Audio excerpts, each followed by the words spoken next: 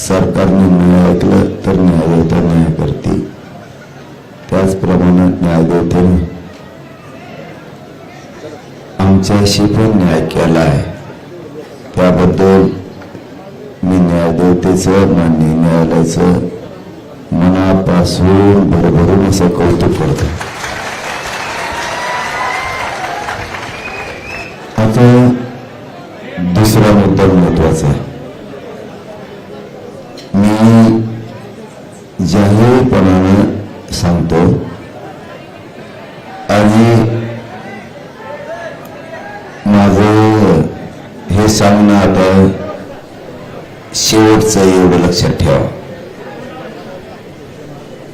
ज्या रोडवर गाड्या आहेत त्या तुम्ही मैदानात नेऊन लावा, हे माझं तुम्हाला शेवटचं सांगणं आहे। आणि तुम्ही सुद्धा मैदानावर झोपा, हे सुद्धा माझं तुम्हाला शेवटचं सांगणं आहे। आपल्याला न्यायदेवतेचं न्यायालयाचं नियमाचं पालन करायचं आहे। इथं बाजूला 200 मीटरवर कॉर्नर मैदान म्हणून आपल्याला ते खुलं करून दिलंय। जेवढ्या गाड्या मुंबईभरात त्या पुऱ्या गाड्या तुम्ही मैदानावर लावा, मैदानावर झोपा, हे मला तुम्हाला शेवटचं सांगायचं।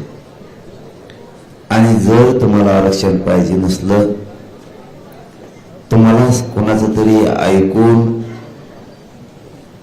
गोंधळ काही करायचा असला तर तुम्ही तुमच्या गावाकडे जाऊ शकता।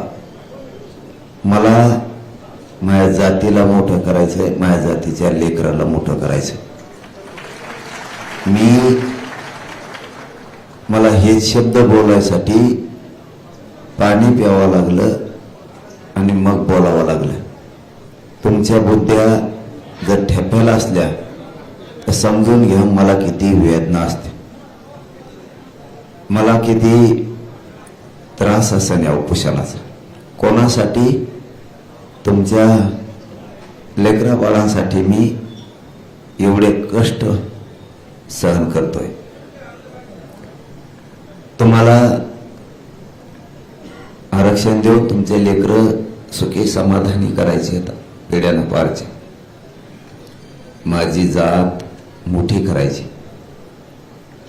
त्यासाठी हे सगळे कष्ट मी भोगतोय। मी समाजाचा अपमान होईल, मान खाली होईल असं कधी वागत, म्हणून